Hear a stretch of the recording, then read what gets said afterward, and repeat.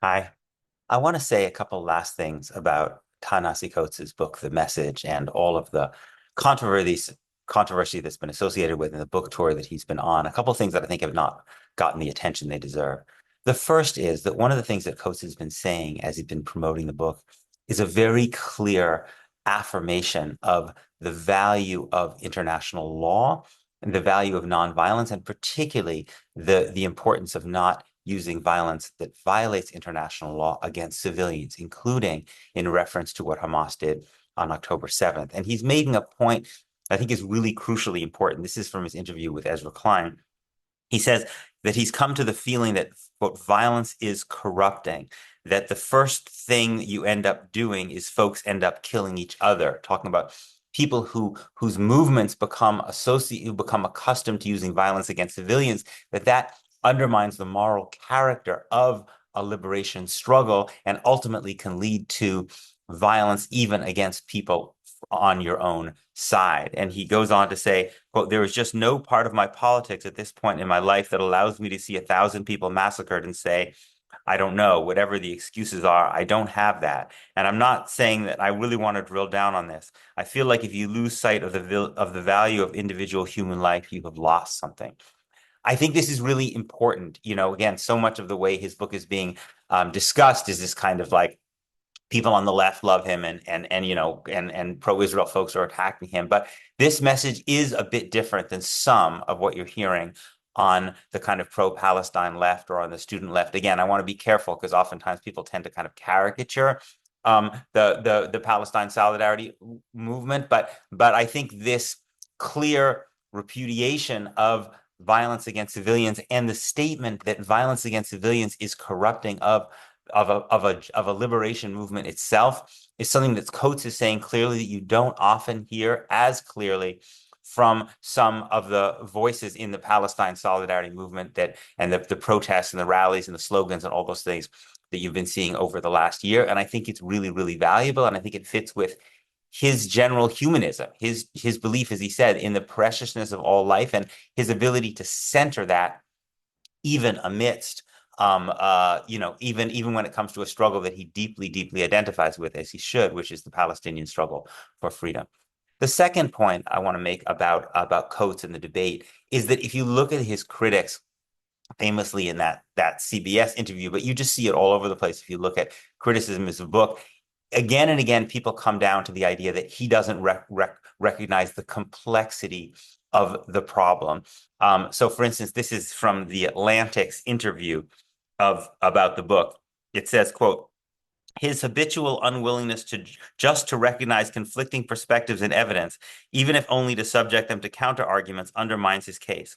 Might it have been worth noting that Israel is surrounded by Arab states and populations committed to its annihilation, that to a great degree Palestinian leadership, as well as many Palestinian people, share this eliminationist view, which might help explain the forbidding roads and onerous checkpoints. So you see the move here in this Atlantic review that you see all the time in response to Coates' view, which is essentially a set of assertions, which basically are designed to say, yes, what Coates saw was bad, but Israel was justified in doing it because the Palestinians and the Arabs have acted so badly, or Iran has acted so badly, and they're so menacing.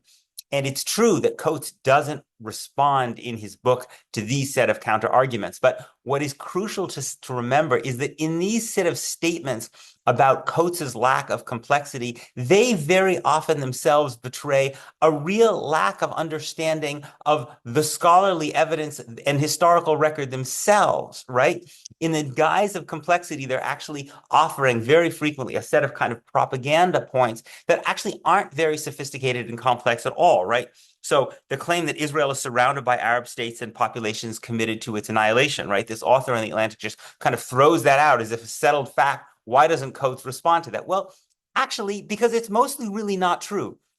First of all, all of the entire Arab League, endorsed by the Islamic Conference, for decades now, has offered to accept Israel's existence if Israel returns to the 1967 lines. They even later adapted that to include land swaps.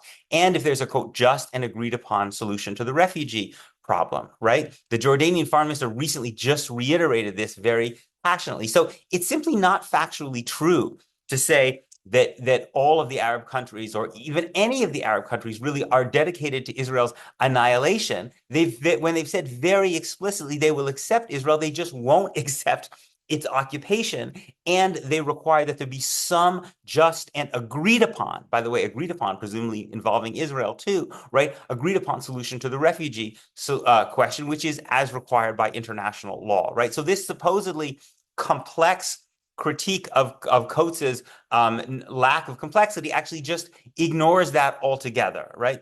And then you see he goes on, he says, to a great degree, Palestinian leadership, as well as many Palestinian people, share this eliminationist view, right?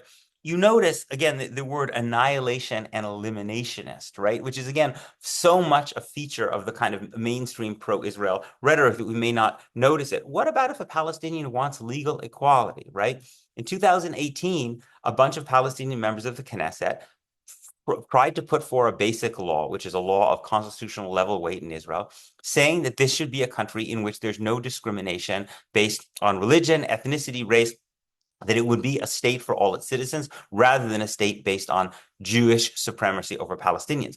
By this definition, that is an eliminationist view, right? You see, again, that in this attempt to suggest that Coates is not dealing with complexity, you find a very superficial and I would say misleading kind of set of discourse around what's actually happening, such that if a Palestinian says that I want legal equality with Israeli Jews, that makes them an eliminationist or an annihilationist, and the implication clearly is that they just want to kill all of the Israeli Jews, right? So legal equality is equated with the death or expulsion of Jews, right? And this is supposedly this is kind of the complex perspective that Coates is not grappling with. Now, again, one can argue back and forth whether Coates should have written a book in which he had talked to settlers and in which he had tried to grapple with the reasons for their perspective or the reasons that other Israelis might hold the perspectives they had, and whether it would have been worth him kind of responding to in some of the ways that I'm responding here. But the point I want to make is that a lot of the people who are lording their supposed sophistication and complexity over Coates in their responses are actually showing at the very time that they actually don't have a very sophisticated or deep understanding of this. And in some ways, that is actually part of what Coates is saying, which is that the mainstream establishment conversation about this in the American press, because Palestinians are so absent, actually just isn't often very well informed at all. And so the people who claim that Coates doesn't really understand what he's talking about actually betray often in their criticisms that they don't really necessarily understand what they're talking about all that well themselves.